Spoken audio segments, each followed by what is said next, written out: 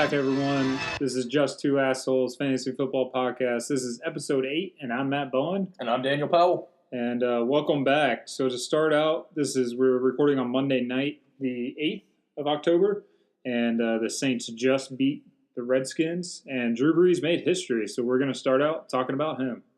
Yeah, Drew Brees passing Peyton Manning for the most passing yards in NFL history. This is a pretty insane stat when you look at how Drew Brees' career started. He had those, 2 years in San Diego and then injured his shoulder and got replaced by Phillip Rivers and then traded to the Saints. And ever since he's been on the Saints, the man has just been an absolute passing monster. I think he's the only quarterback in NFL history to have multiple 5,000-yard passing seasons. The dude is just a machine. Yeah. So he ended the night with 71,940 yards. So good job to him. And they kept him in the game almost too long. I mean, they were up by 30, and it was 2 minutes left in the fourth quarter when they took him out. They were trying to get him his 500th touchdown pass. Right now he's at 499, and they just couldn't give him that last touchdown pass. But good thing they pulled him at the end just for injury reasons. No reason to get him hurt. But yeah, him and Sean Payton have just been amazing together. They've been perfect. They've been through a lot. They've been through Katrina. A lot of running backs, a lot of players going out their whole journey together, really. But Drew Brees, our hats off to you. You've truly been amazing. And a stat that I heard tonight, so in the top 5 passing yards all time, he is the only one who has not won a league MVP award. And that's just crazy because you got to think, he's been playing with Tom Brady. He's been playing with Phillip Rivers, Aaron Rodgers. So he is not thought of the best quarterback in the league most of the time. He's in that discussion, but usually you go with a Rodgers or a Brady, but he's setting records and he deserves respect. Yeah, and when we look back on the history of this, I think he'll be regarded in a lot of people's top 5 list as a top 5 quarterback of all time. I mean, he's in that discussion with Joe Montana, Tom Brady, Peyton Manning. If you throw Brett Favre in there that high, Dan Marino, he's up there with all those guys, and you could make that list anywhere 1 through 5, any way you want, I think. I think if you had Drew Brees as your best quarterback of all time, I don't think I could fault you because he really revolutionized the NFL to what it is today, the modern NFL, where teams are passing way more than they're running. They're running a lot of spread concepts that you see a lot in college and stuff like that. And him and Sean Payton down in New Orleans really pioneered that kind of look in the modern day NFL. Yeah, he just really – I'm looking up his stats right now, career, because I just want to see what they are. So career percentage is 67%. So he also holds the records for the highest completion percentage for a year. I think that was like 81% for the entire year.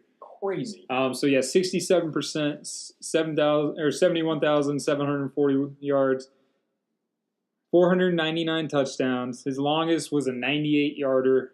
And something that we actually heard throughout the game tonight is he has thrown to a total of 100 people. So he has 100 people that has recepted his balls. And he has actually caught 6 of them because it actually happened tonight in the game where his pass got deflected and he caught it. So he has caught 6 of his own passes. And that's just insane to think of as a quarterback. Yeah, that's kind of nutty. I mean, everyone talks about Brett Favre because he had that completion to himself, I think for a touchdown. It was his first. Yeah, his first completion in the history of his NFL career. But yeah, Drew Brees completing 6 passes to himself. And in an earlier episode, I think it was actually last episode, I said that Drew Brees was an MVP quarterback because I just sort of assumed that at some point in his career he had won an MVP. Yeah. But I think the year that he threw for over 5,000 yards is the year that Adrian Peterson rushed for over 2,000 yards and won MVP that year, which I think Adrian Peterson deserved it that year. But it's crazy to think that Drew Brees hasn't won an MVP at any point in his career. He's a surefire Hall of Fame, first ballot Hall of Fame quarterback that has never won an MVP.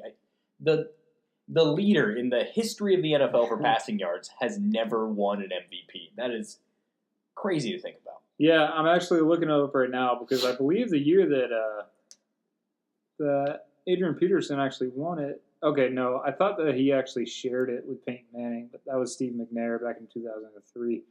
But yeah, he has never won. So Steve McNair has won an NFL MVP and Drew Brees hasn't. No disrespect to Steve McNair. McNair was awesome. I love Air McNair. But Drew Brees not having an MVP and Steve McNair having one is a little absurd. Yeah, it really is. Sorry, I'm just trying to look up what his stats were in 2012.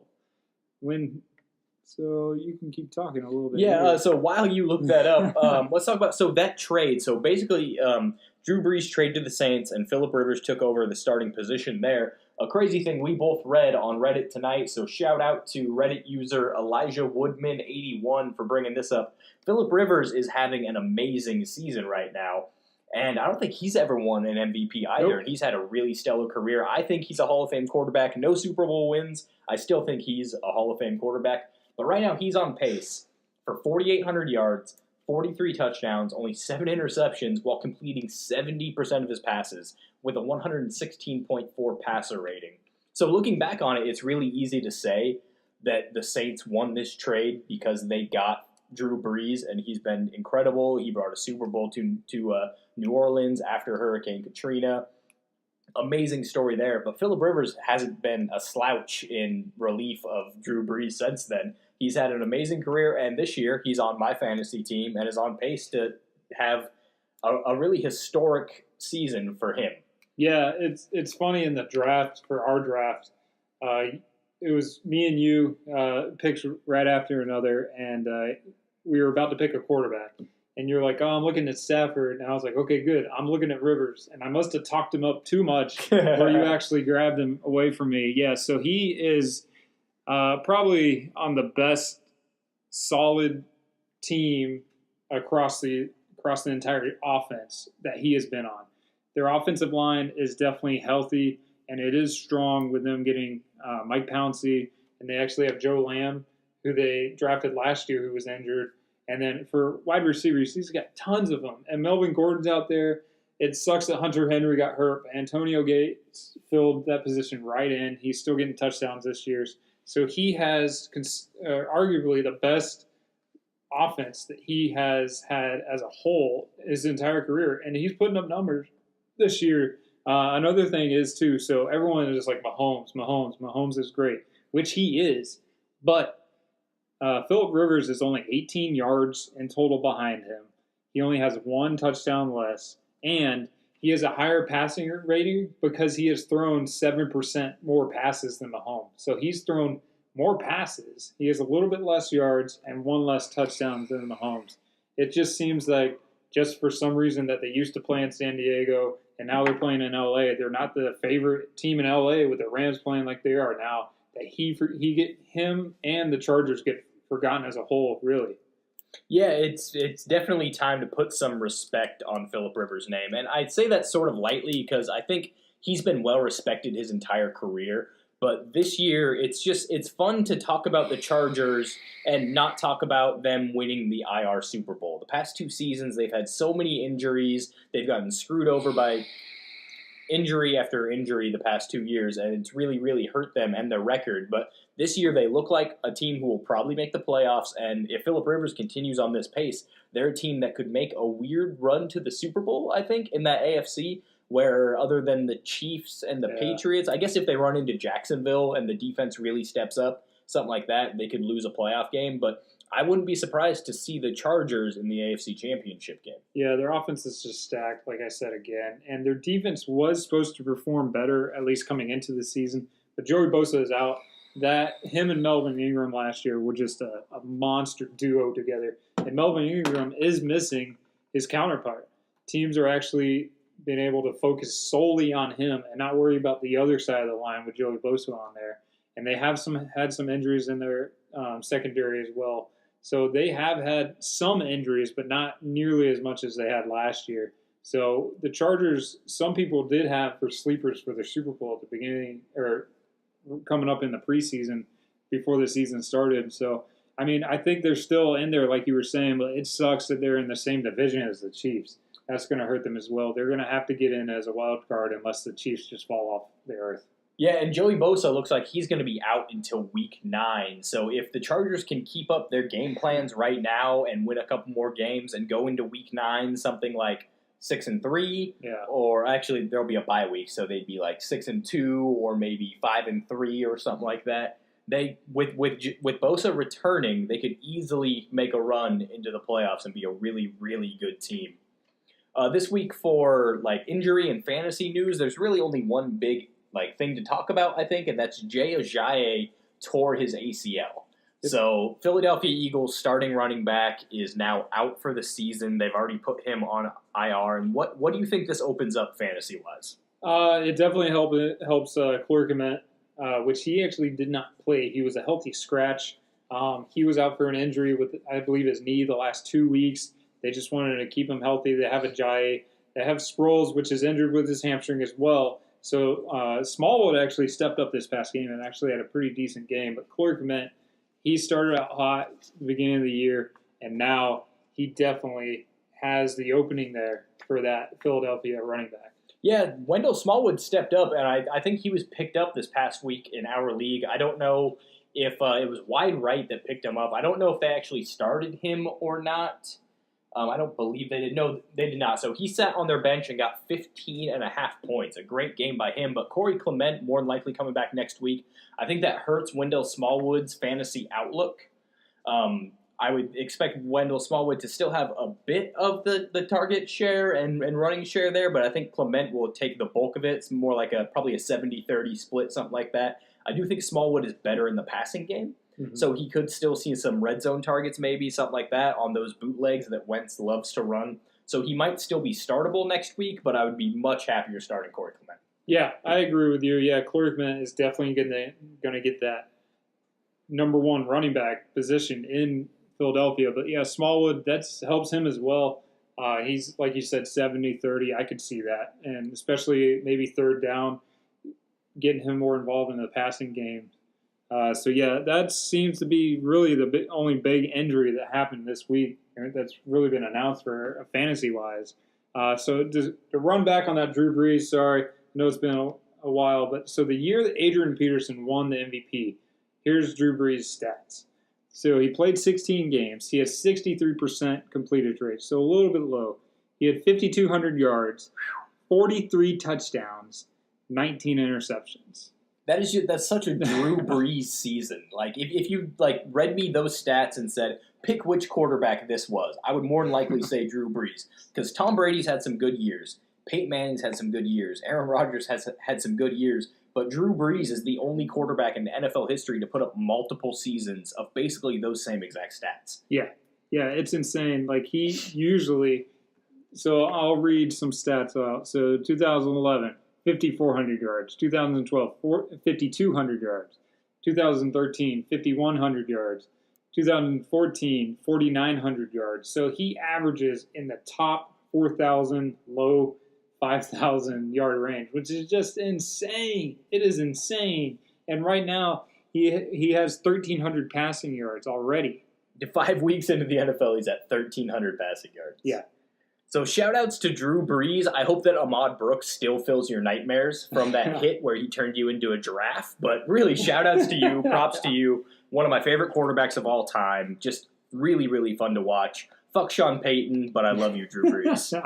All right, so now we're going to move into our recap of what actually happened in our league throughout the games. To start out with records, Dan went 5-1, so that takes him to 14-10 total for this season so far.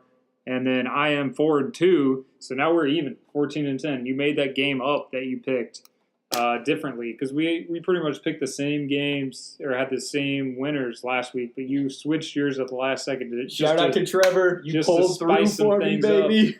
Way to go, Trevor. 82 points in the fantasy week win. I love it. So, oh, my God. We'll actually start with that one.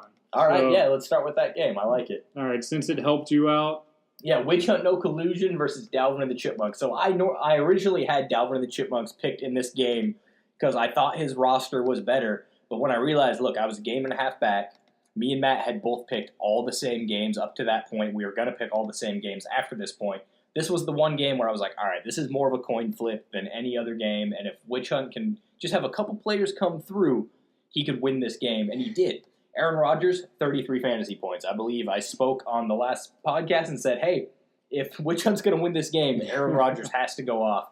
Aaron Rodgers in a loss, 33 fantasy points. Kareem Hunt did a season ago, Kareem Hunt things with 14.5 points. That's a really solid game from him, and it's really what you expect to see from him every week. Austin Eckler put up 11.5 because he had that huge 65-yard rushing touchdown. It was funny because Trevor actually messaged me on Facebook, and he said, man, Austin Eckler basically does nothing the entire week and the entire game, and then he just gets a 65-yard rushing touchdown. That's just the story of Austin Eckler this year. Melvin Gordon does all the work and softens up the defense, and then Eckler comes in and he's like, hey, I'm basically Darren Sproles 2.0. Watch me get a 60-yard touchdown. If I could have anyone's career in the NFL right now, it would be a kicker or Austin Eckler. Tyler Boyd, 6 points, nothing there. Amari Cooper, I said that Amari Cooper was going to have to pop off in order for him to win this game, but luckily Dalvin and the Chipmunks team just flubbed it up. Amari Cooper only had 1.5 points. Safarian Jenkins got hurt, had 0 points. Josh Gordon, we already talked about his 12 points last podcast with that nice touchdown he had splitting the corner and safety. Patriots defense, 5.5. And then Robbie Gould actually got him -2. I said Robbie Gould is the best kicker in the NFL. I still believe that because I am a Niners fan and I'm slightly biased. But -2 points there hurt him, but he still won the game. So why he got -2 points is he only kicked 1 field goal and he missed it. So that hurts. We get negative points for missed field goals in our league. But yeah, I mean, we talked for length about Amari Cooper, about just something is wrong with him. He is not communicating with Derek Carr, just something. But yeah, he only got 1.5 points. And I believe we said to start Kenny Galladay over Amari Cooper. If you would have listened and done that, Kenny Galladay had 17 fantasy points on the bench. Yeah, because, I mean, we thought that Marvin Jones Jr. wasn't going to be out because he was questionable. He did play, but yeah, Kenny Galladay did explode, really, and had 17 points. Yeah, we're right 100% of the time. Just listen to us, man. It's not hard to do. You notice that we only talk about the players that we're right about, yeah, right? Always. Yeah, but yeah, so I'll talk about Dalvin and the Chipmunks and how he let me down. All right, so Patrick Mahomes fell back to earth, really. He, let's see what he finished. He got the W, though. Yeah, he had all he does is win. He had 313 yards, 2 interceptions, and that's it. He had a rushing touchdown, which definitely helped his points. He had 15 points. Dion Lewis, we picked him as one of the people that we thought that would be good this week. I mean, they were playing Buffalo, but he only got 3.5 points. That game was just so slow. The ending score was 13-12 with Buffalo winning. I mean, it was just a defensive battle. Nothing was going right for either offenses. And then he actually started Jay Ajayi, which thankfully, so earlier in the season, I traded Jay Ajayi for Philip Lindsay to Dalvin and the Chipmunks. Thank you, Dalvin and the Chipmunks. Because now Jay Ajayi is done, and Philip Lindsay is at least getting 50-50 carries with Royce Freeman in Denver. So I won that trade. Thank you. But yeah, since he got hurt, he only got half a point. DeAndre Hopkins, we're going to talk about this a little later, but he is actually taken off, really. As far as so far the year, he's the number 5 wide receiver in our league. So good job from him. 17.5 points. Mohamed Sanu, he must have felt some disrespect with all that Calvin Ridley was doing. He's like, hey, I got to come out and have a game. They were playing Pittsburgh, which they do have a horrible defense, really. Everyone's scoring points against Pittsburgh. But yeah, he had 4 catches for 73 yards and a touchdown. So good job from Sanu. Let's go down to his roster. George Kittle, who had 10.5 points. I thought he was going to do a lot better just playing Arizona's defense, but that game was kind of slow. San Francisco only had 18 points. But hey, 10.5 points from really tight end that you traded out for Vance McDonald, who didn't give you – he only got you half a point. So good job playing George Kittle. Cheston Rogers got you 10 points. Good. We talked about him this last podcast or the last episode because he had already played. Broncos defense playing against the Jets. This was a big surprise for me. I bet on a couple games. I actually picked the Broncos to beat the Jets. They lost 34-16. So he ended with -1.5 points. Yeah, that's not a good week. It's a good thing that you actually have the Bears defense on your bench. So they were on a bye, so you had to play Broncos. So just switch them right back out and put Bears back in there, and then don't look back. And then Josh Lambo only got you 2 points from Jacksonville's kicker, but that's pretty weak for your kicker. But, I mean, when the guy that you play get -2 points, it could be worse. Yeah, and so what really hurts Dalvin and the Chipmunks now, so Jay Ajayi is on the IR. He's out for the season. They don't really have another running back who can fill in there because Dalvin Cook is hurt and just looks like he's going to be continuously hurt throughout the year. We're not sure if he's starting next week or when he's going to start at all and play 100% because even when he came back last week, they barely played him. They tried to ease him back in and he tweaked his, I think it's hamstring. They tweaked it yet again. And so this really hurts Dalvin and the Chipmunks as he doesn't have another running back on this team. I mean, he started Chester Rogers in his flex. That is really, really rough. Yeah. We'll go over what this means more for Dalvin and the Chipmunks when we talk about free agents. But it puts him in a really tough spot. Yeah, it's weird because this game ended in Witch Hunt winning 82 points for 72 and a half points. That is pretty low, honestly. That's for a Team Cortez style win. So 82 points would not have beat anyone else besides Team Cortez. Thank you, Trevor. So, hey, you pulled it out. Your team came up when they needed to, but it was a good thing you were playing Dalvin and the Chipmunks this week. Yeah, we spent a lot of time on that matchup. We'll breeze through the other ones a bit quicker because that was the deciding one this week in our matchup picks, and it brought me back to even with you. So, again, Trevor, thank you for that, man. Thank you. Aaron Rodgers, thank you. Robbie Gould, I'm sorry, man. Yeah, so we'll move into actually my matchup. So right. One Tyreek Hill versus Lucky Neckbeard. So reluctantly, I was sad to do it, but I picked Lucky Neckbeards to win because Eric Ebron came out with 26 and a half points in that Thursday night game. They did Lucky Neckbeards did beat me 137 to 128. So I still scored 128 points and lost. It just seems like I'm playing the best team each week. So I'll talk about my team and so how I lost. So Matthew Stafford had 15 points. That's pretty respectable. You'd like your quarterback to get around 20 points, but hey, he gave me 15, so not bad. Todd Gurley got me 30 points. That man is just on a mission. He is that number one focus point in that offense, and he got me 30 points, so great job for him. I think he got 3 touchdowns, too. Yeah, he had 3 rushing touchdowns. Yeah, so hey, just keep running. Just keep doing it. Keep catching the balls and getting some more touchdowns for me. Philip Lindsay, we talked about him being a real 50-50 split in Denver. He got 9.5 points. Stephon Diggs got me 16 points, which good job to him. He didn't get a touchdown, but I believe he had 10 catches for over 100 yards. So 10 catches for 91 yards. So, hey, thank you. We'll talk about the draft a little later, but Thielen is that number one receiver, and they're not going to be able to afford to pay Thielen because they just gave Diggs a giant contract. So we'll have to see in the offseason what Minnesota does. Tyreek Hill got me 10 points. Respectable, especially against Jacksonville's defense. So thank you. Austin Hooper. So my tight end, Trey Burton, was on a bye week. So I was just looking on who I could get, and Austin Hooper, I knew they were playing Pittsburgh. He got me an 11.5 points. That's decent, like, if anything. Picking just someone – I picked him up on Saturday.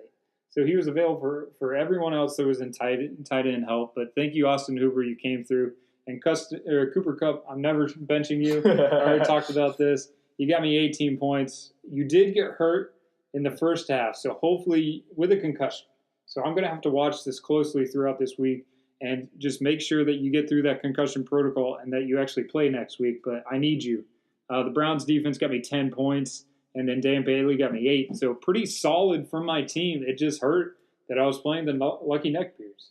Yeah, and I expected this to be more of a blowout than it was, so props to you for making this a game. But crazy stat of the night. So Matthew Stafford only got you 15 fantasy points. Baker Mayfield on your bench outscored him. But the weird thing is Matthew Stafford played in a game where it was 31-23.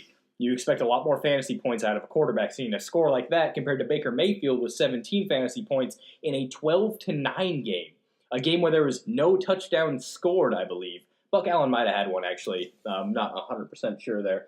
Stafford, completed 14 of 26 passes for 183 yards. It was really the Lions' defense that came through in the clutch in that game and really played well. Moving forward, this sort of makes you have to start looking at whether or not you want to start Baker Mayfield over Matthew Stafford, which is those words coming out of my mouth confuses me, but it's true. Lucky Neckbeards, everyone on his team outside of Alshon Jeffrey and Calvin Ridley really had a great week. 14 points from Kirk Cousins. Okay, I guess that's not great, but when Matthew Stafford scores 15 on the opposing team, you're not looking at that too negatively. Melvin Gordon with 19. We've talked to an extent, we've talked a lot about him and just how good he is in the passing game and the running game. James Conner, 32 points. James Conner had one of the most insane first drives I've seen from a running back in a game in the history of the NFL, honestly. That first drive for the Steelers, I was watching on DraftKings, actually, because I was playing against him in a few DraftKings matchups. James Conner, I believe, rushed for 42 yards and had 32 receiving yards and a touchdown on that opening Pittsburgh drive. He had 14.5 fantasy points in one fucking drive. That is just nutty. Adam Thielen, 20.5 points. Talked about him being the number one receiver in that offense. We talked about Eric Ebron in the last podcast getting his 26.5 on that Thursday night game. So really just a solid game from really one of the best teams in this league as far as rosters go from the Lucky Neckbeards. Yeah, good job for him. I picked him correctly, but I'm sad I lost. Moving on from that, we'll move into my matchup. I beat Team Cortez 119.5 to 74.5. Team Cortez, your luck is finally starting to run out. He had the fewest points scored against him for the longest time. No more. My team came out and said, fuck that, we're putting up some points. Your luck has run out. Phillip Rivers, 21. Matt Breida, 11.5. And he got injured, so he probably would have scored even more than that. Christian McCaffrey got me 16.5 points. Julian Edelman with 8.5.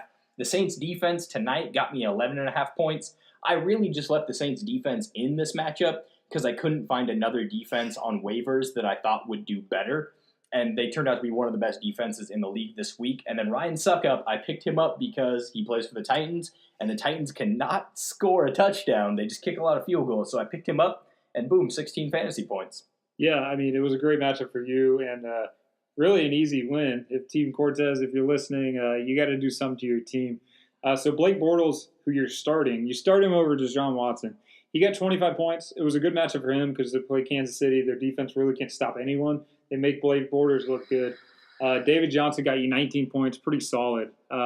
You got hurt by injuries. Larry Fitzgerald only got you 4 points. He got injured. Brandon Cooks got you 0 points because he had a concussion in the first quarter, I believe. So he didn't do anything for you at all. And then Mason Crosby, he just had an unlucky week. He got you minus 3 points. It was horrible. So he missed 4 field goals and an extra point in the loss.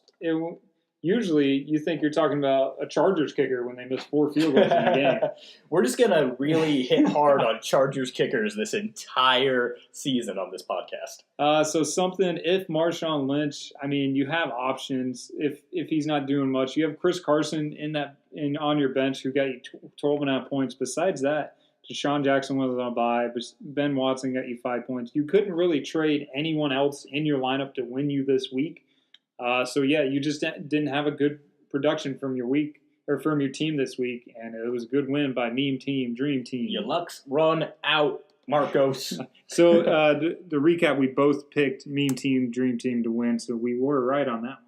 All right, and moving on to the Dick Dangla versus Sack Lives Matter. This game turned out to be much closer than I think we expected it to be. Dick Dangla's team wins 118.5 to 117, so a 1.5 point W for the Dick Dangla. What really brought it home for him, Tom Brady got that 27 fantasy points. Devontae Adams, because their entire wide receiver core was injured, was obviously a great play here, put up 24.5 fantasy points.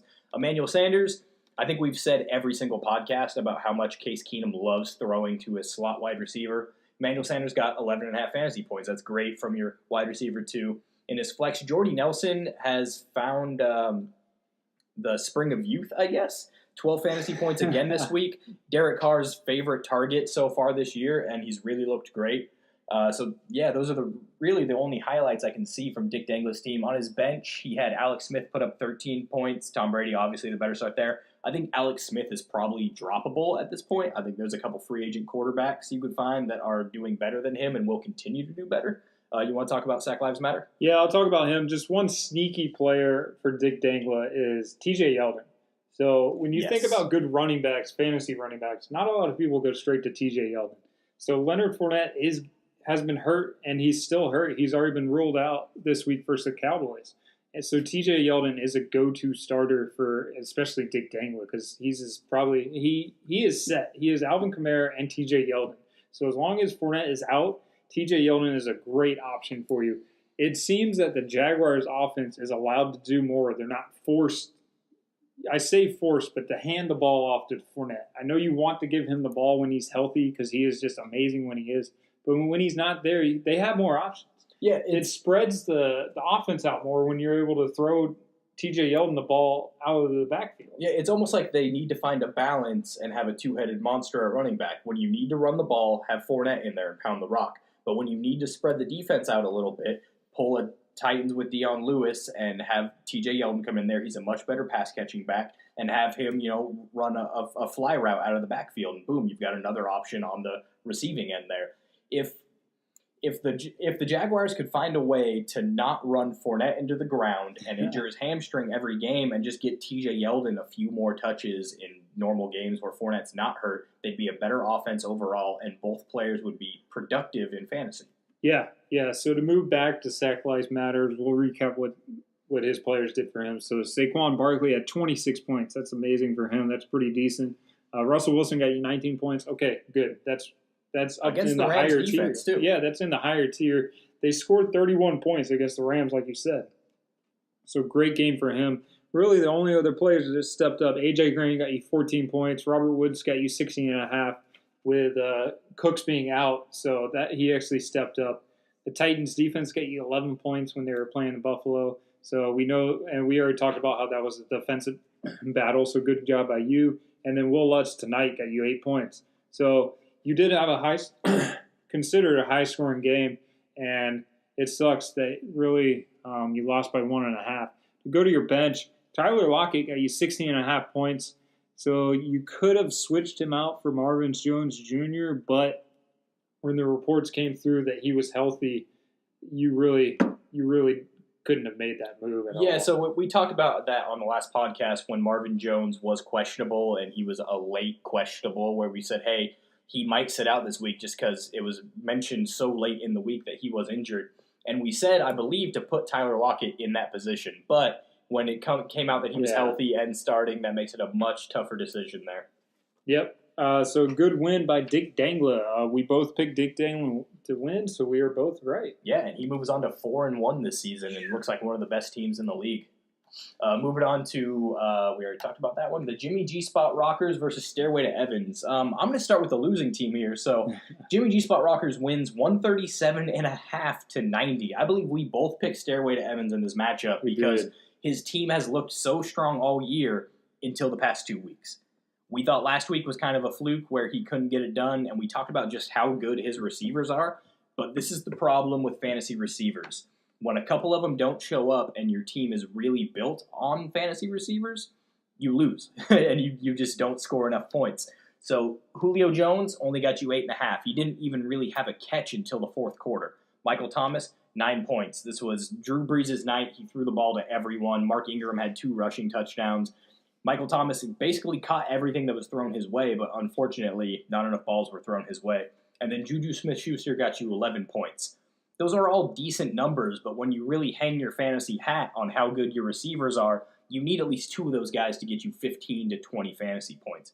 Because your running back, Adrian Peterson, got you 4 points. Injured, but 4 points is just not going to get it done. Joe Mixon did get you 18.5, so good job starting him there. It was reported that they might ease him back into action, but that really wasn't the case. He came in and dominated that game as far as offense goes. But yeah, only 90 fantasy points from Stairway to Evans here. Yeah, with Joe Mixon, it didn't help, or for their idea to introduce him slowly, it didn't help that Bernard got hurt. Yeah. He got hurt in the first half, so they had no choice. They had to feed Mixon the ball. And yeah, he produced for you. To go off to Jimmy G Spot Rockers, who actually, like you said, he won. He won by 47 points. This is considered a blowout, especially in this league. So Drew Brees, 26.5 points. Good job for him. We already praised him about him and his career so far in this point. Alex Collins only got you 5.5 points, and Kerryon Johnson got you 9 points. So our your running back position, you only got 14.5 points. If you just look at that, usually you think, okay, this guy's going to lose this week. That's where it changed. Odell Beckham Jr., 27 points. and he had a passing touchdown to Saquon Barkley for like 60 yards. So that is just insane. You shouldn't expect that every week. But who knows? I mean, with Eli Manning on the team, they might be better off starting Odell at quarterback. The best quarterback on that Giants team is Odell Beckham Jr. Yeah. Then you got Keenan Allen at 13 points. That's decent. It is pretty average for him this year. He's not blowing us out of the water with 20 points per game like he did last week. And then Zach Ertz playing against Minnesota. You know that was going to be a tough defensive game, but they just kept throwing the ball over the middle. Ever since Carson Wentz has been back, Zach Ertz's production has gone up. So we talked about that last week. He loves throwing it to Zach Ertz. He had over 100 yards and a touchdown. So expect that again next week and the week after that. Sony Michel, we talked about him getting 16.5 points last week on Thursday. And then Texans defense got you 10 points against Dallas. And then Randy Bullock, we've kind of shit on him this whole season. Will continue to. He got you 8 points. So good job. That's decent for our league. That's pretty average. So it was a good start by him. So just one person just to make your team even better. I believe on our last episode we advised you to put Kenyon Drake in for your running back instead of Alex Collins. Shout out to the pod. He got you 19.5 points on your bench, so you would have won by over 50. But hey, you didn't need the extra help. But that's just something to look at as the weeks go on to maybe get Alex Collins out of there and put Kenyon Drake in there. But hey, great win by you. You blew Stairwood Evans out. Moving on to Wide Right versus the Tobias Anal Rapist. Shout out to Wide Right. He's actually here in the room with us right now listening. Go ahead and say hi. What's going on, guys? Hey, there he is. All right, so his team actually lost this week by one fantasy point. We both predicted that to be the case. We didn't think it would be 1 point, though. We thought the Tobias Anal Rapists were kind of going to blow him out of the water here, but it turned out to be 85-86. I'll go ahead and talk about Wide Right, his team. He started Cam Newton, who got him 15 fantasy points. Decent game from Newton in a game, again, where it's 33-31. You expect a bit more fantasy points from your quarterback, but Christian McCaffrey had a really great game, as he has the past couple games. The defenses really stepped up this game on both sides. Cam Newton, 15 fantasy points. That's on the lower end of what you expect from him every single week, I think, which is why he's one of the top 5 fantasy starters as a quarterback. If 15 is your floor, you're feeling pretty good about it. Royce Freeman, 5.5 fantasy points. Last week, Royce Freeman came out and I thought established himself as more of their number 1 overall running back. But then the Broncos come out this week, and I believe Phillip Lindsay had a much better game than Royce Freeman. So they're going back and forth here, and it's going to be really, really tough to decide in the future which one is going to have that game. You really don't know. You're basically flipping a coin, and if Wide Right can flip a coin every single week and get it right, whether or not to start Royce Freeman, he might start winning more games.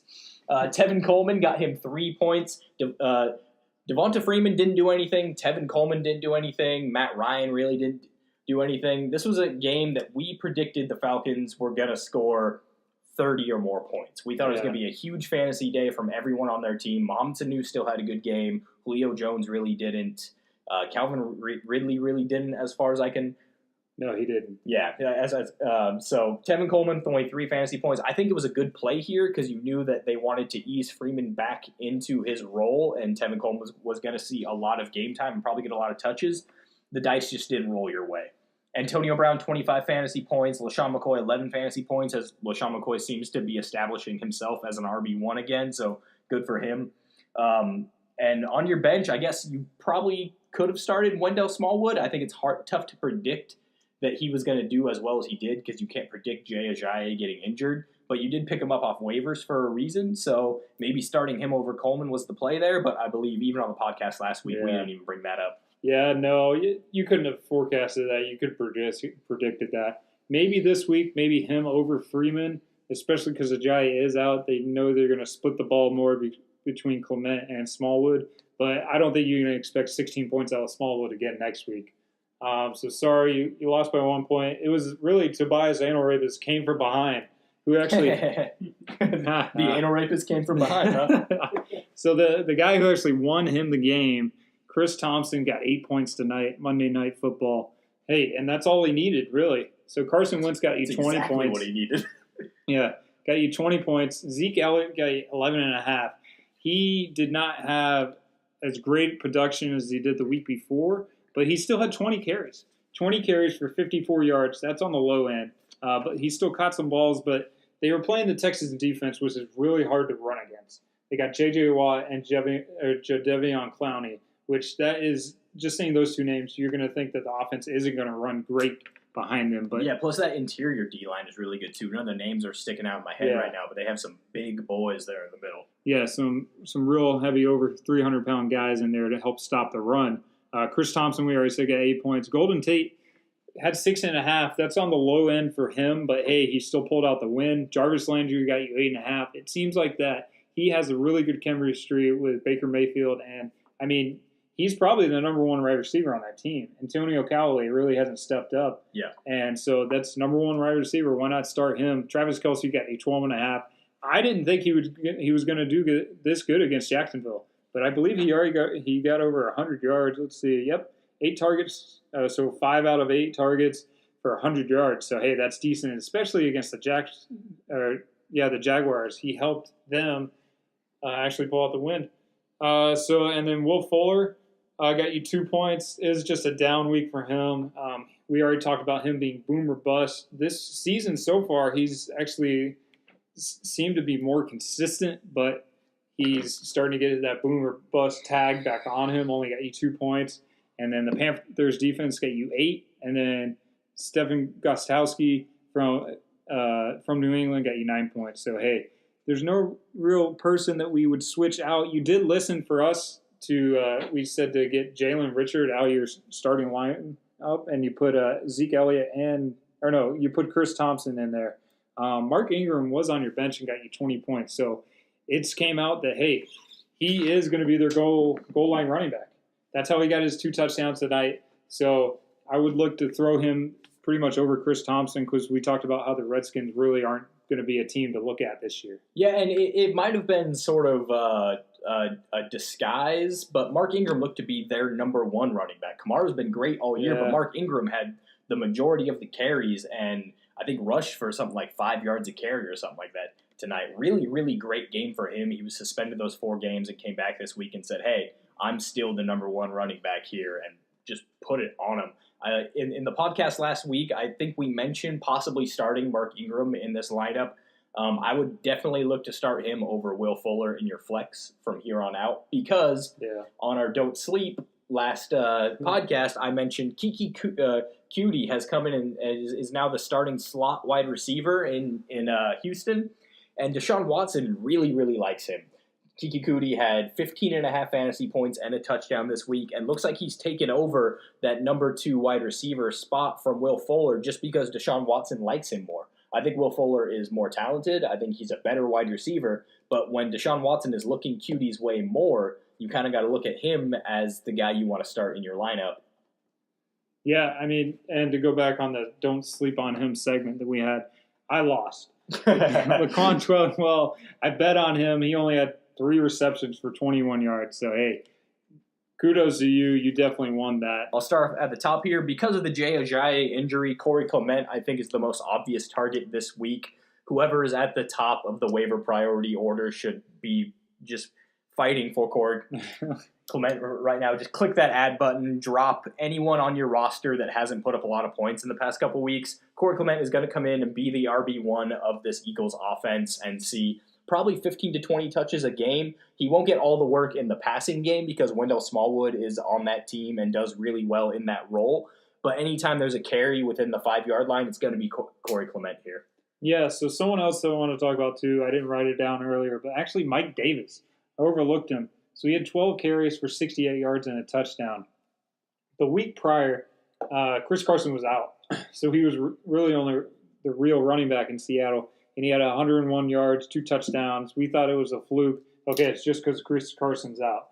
Chris Carson came back, and he still had 68 yards and a touchdown. And he caught 2 balls. So he had, let's see what he had. He had 13 points. So it's someone to look at.